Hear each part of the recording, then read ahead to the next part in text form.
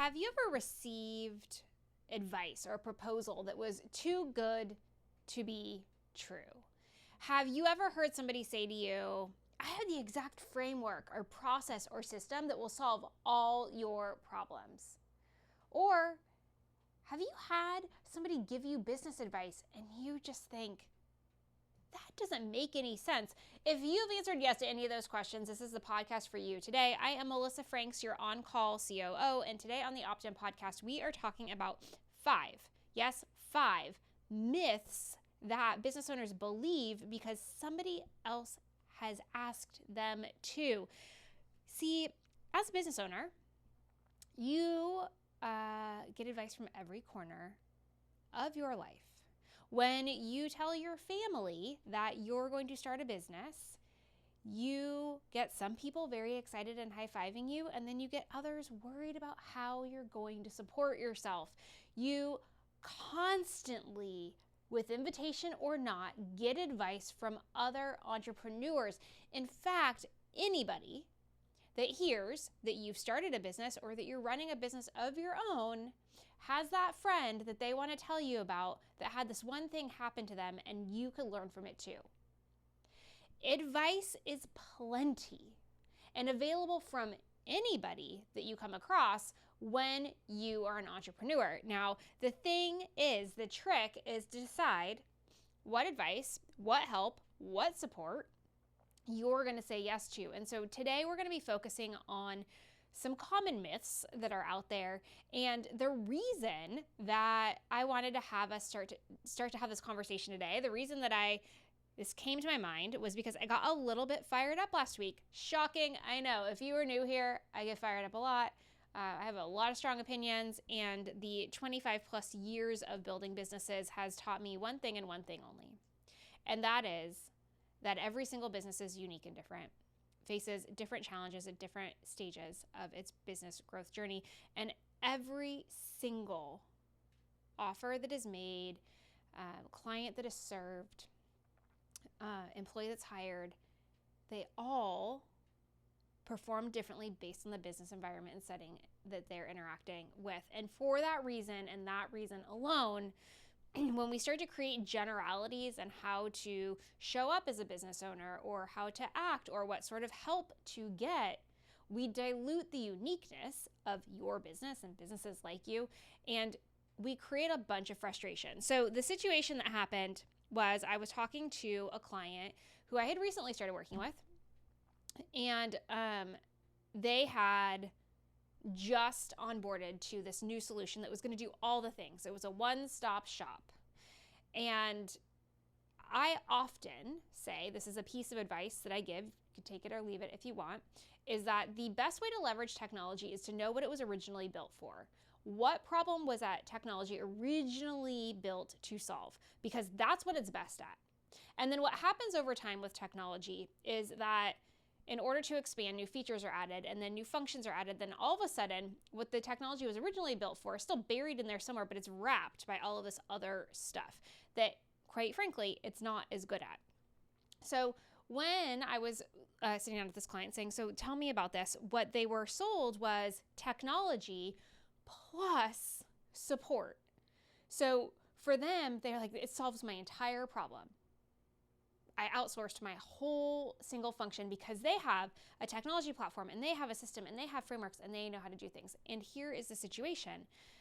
A month in, because that's where I showed up, what we realized was that while they had all of those things, without direct management, without them understanding the specificity of the business, without them having industry expertise, without them diving into the deep end of the pool and really understanding what was there, they were doing nothing. So as great as this tech platform was and as great as the support was, nothing was actually happening. And the reason it wasn't happening isn't per se that the one-size-fits-all approach isn't a good one. It's because that approach has additional gotchas. And what this organization hasn't done thus far, and hopefully they step up to the plate, is modify their approach to meet the needs of the client that they have in front of them. And so the piece of advice that I give, in addition to figure out what the technology did originally, and if that's what you want to use it for, you're golden. The other piece of advice that I give is if somebody comes forward to you and says, if you hire me, if you hire us, if you buy our thing, if you get this offer, if you do this training, all of your problems will be solved, and it sounds too good to be true to you, it's because it is. Because there isn't a one-size-fits-all approach for any business, big or small, and specifically in the small business space, all of you are so unique and different that that is just a false promise. That's all it is. So we are going to talk very specifically about these 5 myths right here. The first one we're going to talk about is this one exactly. So the myth that I want to bust, and this is a myth that is applicable to anything in your life, is that nothing is out of the box ready to use. Nothing. We can use any example under the sun. You buy a new iPhone, you can't use it right out of the box. You still have to set it up. You buy, let's see, what else could we do? You buy a piece of technology. You pay for a new software license. You still have to create an account. You still have to pay for the thing. You still have to install the software. It's not available out of the box. Nothing is. And then when you start to talk about these tools that are provided in the small business space, out of the box is bananas. If you have a tool that you use to schedule social media posts, you had to do a whole heck of a lot of work inside of that tool to get it set up so that you could use it. It wasn't out of the box. If you have, and I'm not gonna state the name of this framework, this structure. I'm not gonna do it because I'm not gonna talk poorly about things that people believe in. But there is, let's call it a framework that is out there, and it is being sold as, if you implement this in your business will run itself. False. False. In fact, it's so false because what they say is we're gonna give you somebody certified in this thing, and they're just gonna come in and they're gonna implement it in your business. And the one thing that I know empirically is that every single business runs differently because what they're selling is different, their clients are different, their culture is different. It's false. What you want to look for, so the way to bust this myth, the way to get out of this, is you want to ask follow-up questions. You want to say, fantastic, what is needed to implement this framework in my business? What roles do I need? Who needs to be trained? What changes do I need to make? Or you can ask, what support do you provide to ensure that I implement this correctly? Do you give me a dedicated resource to build this out in my business? Do you have an account manager that works with me directly? Social media scheduling tool? Do you have YouTube videos and online support and a chat bot and etc. when I get stuck? Nothing is out of the box, and because nothing is out of the box, because no framework can be used sight unseen, just implement it right away, because this magical way to manage your business isn't the same across the board, what you need to ask, if you really are interested in what is being offered, is what's next? So I buy it, so I give you my money, so I sign up, so I create an account. Then what? And the price may be more than you can afford, because for this one framework, for which I will not name, you need to hire certified individuals to come work inside of your business to not only implement it, but then to run it. That's a high cost. Do you want multiple people in your business forever and ever and ever, amen, just to run this thing that's supposed to run your business on its own? Or what if the social media scheduling tool that you purchased is so complicated that you need to hire a social media manager? And the one thing that you thought was going to speed up your process, eliminate you living on social media and posting all the time, is actually costing you more money and taking more time. When you see something that you believe is going to fix a problem in your business, you have to interrogate it fully, because nothing is as it seems from the outset. And I will tell you that if you are talking to anybody about their offer, They will welcome the question, what support do you provide? What support do I need? How are people most successful with your framework, tool, etc.? Don't assume just because somebody tells you that it's ready to go, you can plug and play, it's out of the box. As soon as you implement the framework, life is going to be golden. Don't believe them at face value. Ask the questions. What you'll find is that those that recognize that everything that they are offering to you requires a little bit of customization to be useful to your business, those are the ones to partner with, because they know, because they've done it, and they know that every business is unique and different. The ones that continue to double down and say, nope, you can totally use it as is, it's going to be fine, it's going to change your world, run. I worked in technology for over 20 years. The one thing I can tell you empirically is that nothing is out of the box.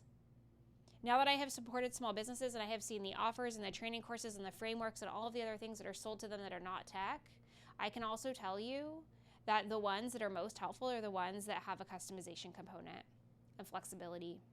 And the ones that are structured and rigid and require additional helpers are the ones that are most challenging for small business owners to adopt. They're the most expensive and often lead to pain points down the road. So that is myth number 1. Myth number 2 is that you should do everything yourself to save money. Now, if you are not making any money, you need to be doing everything yourself. However, if you are making money, then one of the things that you need to consider is that in order to grow the business, to make more top-line revenue, you're going to need help.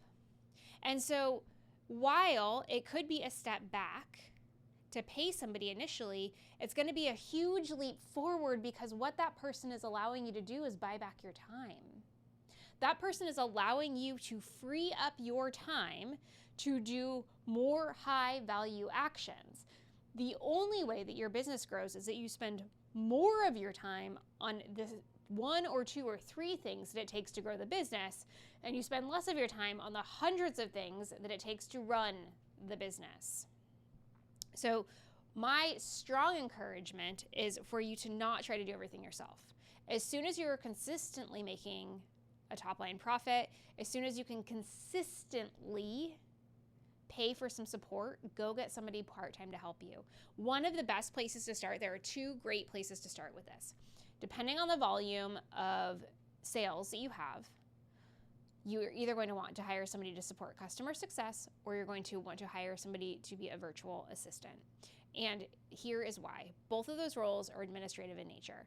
Customer success will take a huge burden off of your lap and ensure that your clients are taken care of, because the one thing that typically starts to suffer when your business is growing and you can't keep up because you're the only one working is supporting your clients, is checking in with your clients, is answering their questions, getting their emails answered, helping with the onboarding, all the stuff. And so if you are in a high transactional volume business, customer success is the first place to start, because as long as those people are happy and cared for, they're going to keep buying from you. And as long as they're happy and cared for, they're also going to refer you to other people, and your business is going to keep growing. So that is the very first place to hire. If you have a lower transactional volume, like higher cart value, if you sell less things, but when you sell them, they're more expensive, for example, then what you would want to do is hire a different administrative role initially. You're going to care for those clients directly because you know who they are, you know their names, you're interacting with them. You're going to want to continue to manage that relationship because they're so important to your business. And what you can do is you can bring on a virtual assistant to manage your inbox, to handle small tasks that you can delegate, to do all sorts of things. Virtual assistants are quite capable of doing a variety of things, and they can take all of the little tasks off of your plate so that you don't have to think about them anymore. When you free up brain space, you can continue to serve the customers that you have well, and you can go find new ones. So do not believe that you need to do everything yourself. As soon as you are making a consistent profit, this is when you bring in help, even if it's a little bit hard to do so initially, because the space that's going to free up for you is going to be able to massively grow your business forward. When you buy back your time, you're also buying the ability to grow your business really, really quickly. The third myth is that you need to work 24/7 to succeed. Now, depending on who you listen to, this is going to be something that you're going to hear on constant repeat, that it's your business. You are the one that's most dedicated to it. It's your business. You need to eat, sleep, and breathe and dream your business. You're going to need to cut out people from your lives. You're going to need to sleep on the floor of the gym. You're going to need to never stop working until your business is successful. And here's the thing, is every time you reach the next rung of success on the success ladder, there's another one. And if you begin your business with the mindset of, I need to work 24/7, I have to work 24/7 in order to be successful, what will happen is you will demonstrate to yourself that when you work 24/7, you are successful, which means in order to continue to go up the success ladder, you need to keep working 24/7. Here's the reality. That initial growth, going from 0 to your first milestone, will happen the fastest if you work 24/7. It's true. It's true. And then what happens is you have diminishing returns because you're exhausted once you get to that first milestone, because you begin to lose perspective. This is the biggest problem with working 24/7, is that you are in it so much that you don't actually know what reality is and what's happening in the world around you. When you have the ability and you make the choice to take a break from your business, to take a day off, to work a half day, to go out to dinner, to do whatever, you give your brain space to relax. Some of the best problem solving, and you can talk to any entrepreneur in the world, some of their best ideas, some of the best problem solving comes in the quietest of times. Shower thoughts during a workout, while they're walking the dog. And it's because they have checked out of their business. It's because they've turned off the business brain. It's because they've given it a rest. And as soon as that rest is complete, it opens up a world of possibility on the other side. Working 24/7, it'll get you somewhere. And eventually what it'll get you is burnout. Eventually what it's going to get you is a bad culture inside of your business, because here's the real truth. When you're a solopreneur and it's just you and there is a hustle and then grind and you're working around the clock, cool. You do you. You suffer the consequences with your relationships outside of your business, whatever. And then you hire an employee. And then you hire another employee. And then you hire another employee. And they're going to see you working around the clock. And they're either going to start to do the same thing, or they're going to leave because they don't want to. Even if you are the kindest entrepreneur in the world and you say, this is just the way that I do things, you guys don't have to do these things, and you actually mean it, it will make them uncomfortable, because it will make them think that the only way that they can be successful in your business is if they do what you do. See, as soon as you start introducing other people into the equation, aside from the fact that you've burned yourself out, what you're doing is you're creating a culture of overwork in your business. It's going to make it difficult for you to hire and retain people. And if you create a culture where you work 24/7, you're also going to have a bunch of people in your business that are burnt out.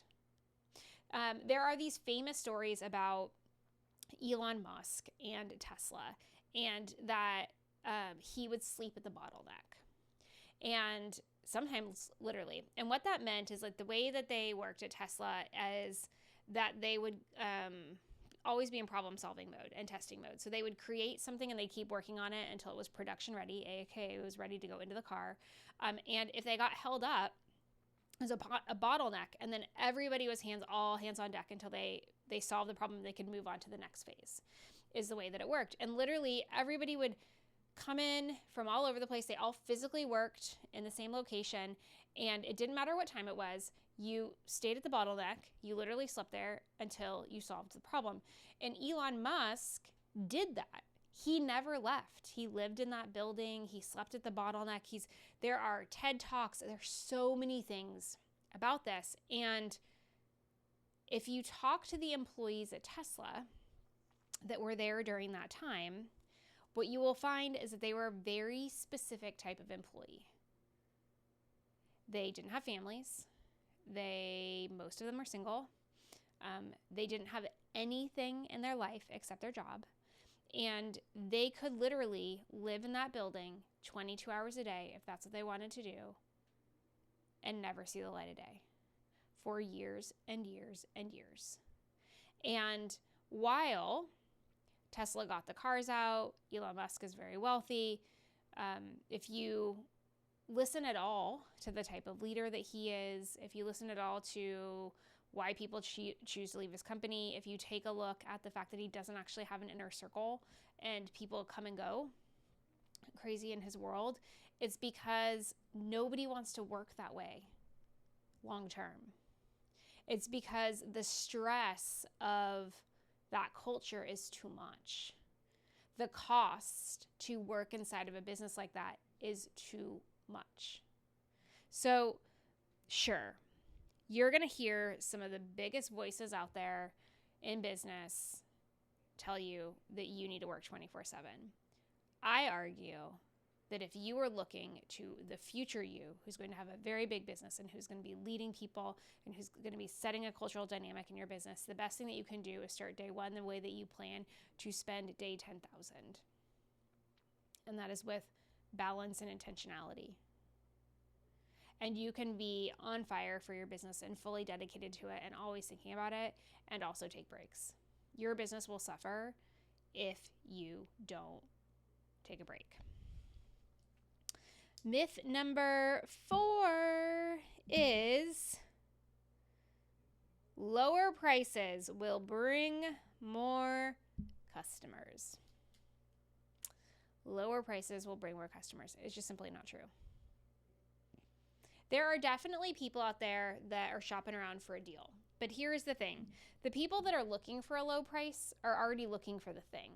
So what they're doing is they're saying, how can I get the thing at the lowest price possible? Let me give you an example. Recently, I needed to replace the hinges on some kitchen cabinets.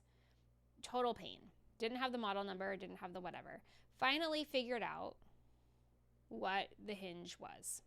So I went to Google, because that's what we do when we need to find something, and had all sorts of results show up. And as you can imagine, prices were varying wildly. And some of these small businesses were charging crazy amounts for shipping.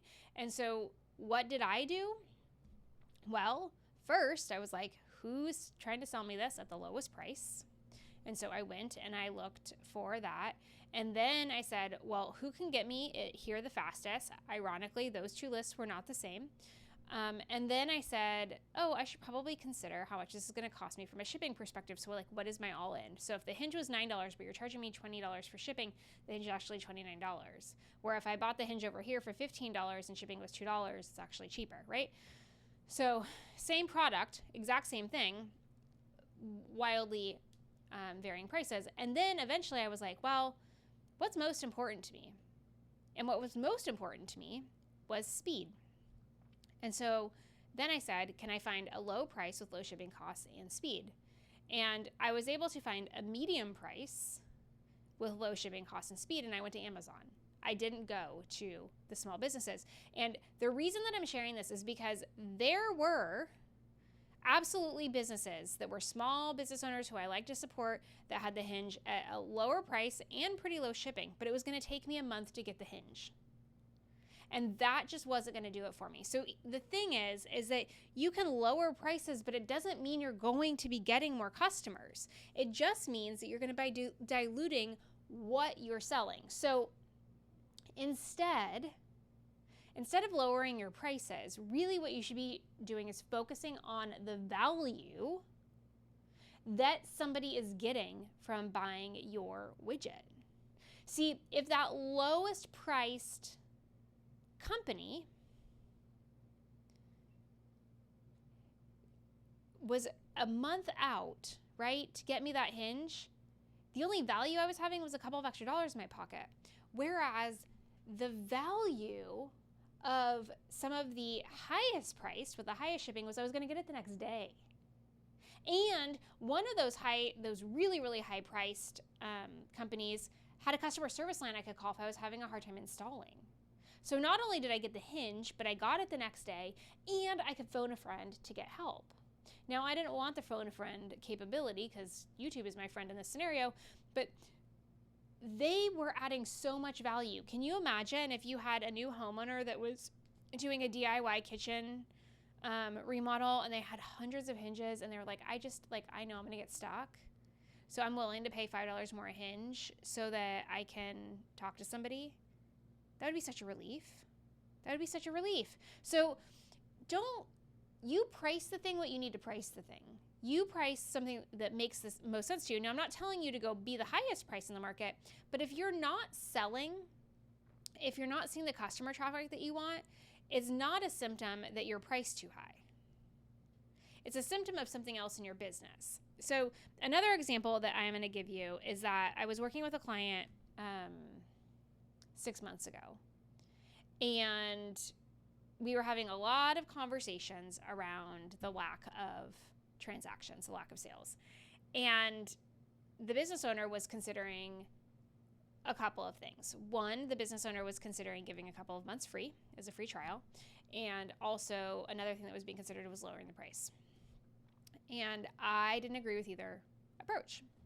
And the reason that I didn't agree with either approach was because the reality was that there weren't enough leads coming in for either one of those things to make a difference.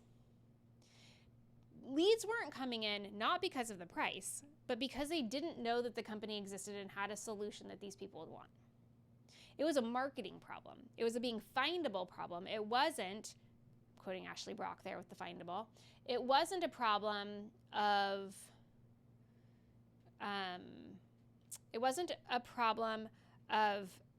the price being off, of thousands of people coming to us and saying, I don't want to spend that much money a month. I want a free trial first. I want to try before I buy. Like, nobody was saying that. The reason nobody was saying that was because nobody was coming to the door. So you can give the thing away for free in that scenario and still not sell a single widget.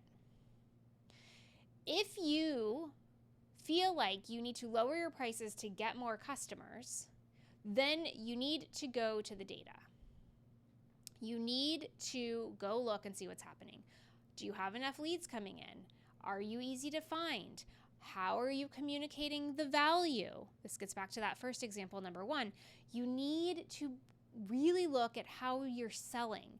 You need to really look at how you're messaging. You really need to look at where people can find you and learn about you and do all of those things. And if you've exhausted all of that, and then you're getting tons of people in through the door, and what you're hearing is that you're just too expensive and they're going to go down the street to somebody else, then consider lowering the price.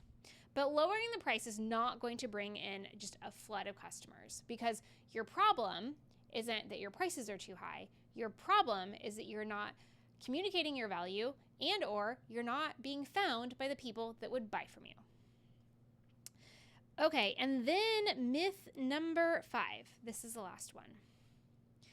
You have to take on debt to grow. No, you do not. Is that enough to bust your myth? No, I'm just joking. You don't. You absolutely do not need to take on debt to grow. Now, some businesses need capital. Some do. So if you have this great idea for a new app and you have no technology experience, you don't know how to write a single line of code, you're going to need some money to go pay a developer. Truth. So some businesses need some sort of capital to get started. Now, you can decide where the capital is going to come from. You can decide if you're going to fund it yourself. You're going to decide how you're going to do that. But seed money, the initial launching of the business, however you're going to do that. Capital is even making sure that you have enough money in the bank to live until your business starts to make money. I just want to call that out. That's all seed money, Okay, right? That's just the basic investment that you need to make as a human, as other people are doing to support you in order to get the business started. What this myth is that once that's happened, you need to take on more debt and more debt and more debt to grow. And here is where, again, some of these really loud, successful business voices are getting confusing and problematic. Grant Cardone, for example, talks all the time about how the wealthy use debt. He is right. And the reason that the wealthy use debt is because they're wealthy. One of the things as a small business owner that you really need to consider is risk reward. And there is a significant difference between spending a little bit of money or taking on a little bit of debt to acquire new skills or a new asset for which you already know how it's going to pay for itself. So this is where it comes into play. Often what happens, you can see this in the tech startup space all of the time, is that they have an idea, they build a platform, maybe they just have a big pitch deck, and then they run around to all of these venture capital firms and they borrow money from them. They take on debt and then they spend it. They spend it to hire people, they spend it on marketing, they spend it on sizzle reel, they spend it on real estate, they spend it. And then they run out and need more. And so now they're in more debt and start to give away equity of the company and do all these things. And they haven't actually done anything. Debt is a slippery slope. So if you're going to leverage debt as a strategy in your business, it needs to be because you know that the return is going to be greater than the cost. I'm going to give you a very basic example of this, and then there are other examples as well. Let's say that you are starting a business and you do not know how to sell. You don't. Or you do not know anything about marketing. And you find a coach or a mentor or a program or whatever that's pricey. And you know, based on the reviews and the feedback and other people that have taken it, that if you invest in this thing, if you take out a loan, if you put it on your credit card, if you do whatever, you know, if you acquire those skills, it will pay for itself. If you are the sort of person that will buy the framework, buy the course, get the coach, do it, whatever, and do exactly what it tells you to do, implement it exactly as it says, as fast as humanly possible, then yeah, that's great debt to take on. That is amazing debt to take on because it's going to pay for itself. If you learn how to sell and you don't know how to sell now, holy smokes. Cheat code unlocked. Business Building 101. If you take a marketing course and you don't know anything about marketing and all of a sudden you're able to run paid ads for yourself or change the messaging on your website or create an email campaign, holy smokes, your business is going to change, right? If you take on debt, like getting an office space before you can afford it, that isn't going to pay for itself. So is that a smart move? So you've got to really take a look at what debt you would want to be taking on and what the reason for that is and how quickly can you pay it off and what is the return that you're going to get on it. I firmly believe that businesses well below 10 million can get to that 10 million mark without ever taking out a loan, without ever borrowing money.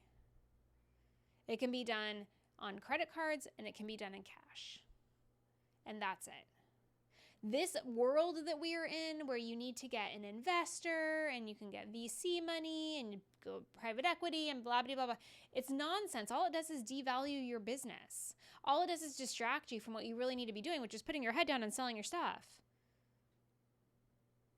Debt's dangerous unless you are on really steady footing and you know without a shadow of a doubt whether this thing that you are acquiring debt for is going to pay off or not, that you'll be fine. If you don't know that, if you're about to spend $1 million on something and you don't know how you'll recover that $1 million if that thing doesn't work out, then you shouldn't be acquiring the debt. You just shouldn't. It's too much of a risk. It's a fool's errand. So what should you do instead? You should stay the course. You should find what you need in a different way. You should network. Taking on debt just to take on debt, or taking on debt just because Grant Cardone tells you to, is a mistake. And ultimately, the businesses that struggle the most are the ones who are making tens of hundreds of millions of dollars a year, and they have a negative net profit because they've overextended themselves from a debt perspective. The best thing that you can do is avoid taking on debt for as long as possible, and then when you do take on debt, make sure that it's going to pay for itself with certainty. All right, so those are the 5 myths. What we covered today was nothing is out of the box. We talked about why you should not do everything yourself to save money. We talked about why you do not need to work why you do not need to work 24/7 to succeed. We talked about the fact that lower prices will not bring you more customers, and we talked about not needing to take on debt to grow your business. I hope that these were helpful to you. If you are in one of these places, if you're considering getting something out of the box or buying a framework, if you are doing everything yourself and you don't know where to start getting more help, if you are working 24/7 and you want to get off of that hamster wheel, if you are playing the price game and it's not working and bringing you in more customers, or if you're considering taking on debt in your business, the best thing that you can do right now is schedule a quick consultation call with me so I can help you determine if that's the next right step for your business. The consultation calls are available for a limited time, and if you want to get in and have a conversation and see what to do next to stress test your decision making or the direction that you're headed, that is a great way to use that call. So the link for that will be in your show notes. And I just want to thank y'all for being here and listening and watching on YouTube. And until we meet again, please know that you are wise and you are strong and you are capable, and I believe in you.